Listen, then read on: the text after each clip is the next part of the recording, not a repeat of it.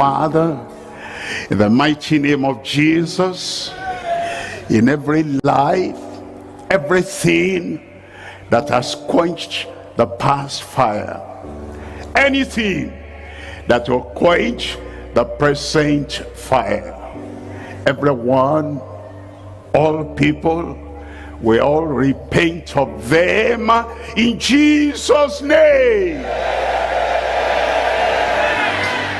All these foolishness, the foolishness of females, of Delilah, of Jezebel, females of Potiphar's wife, will not come near us anymore in Jesus' name.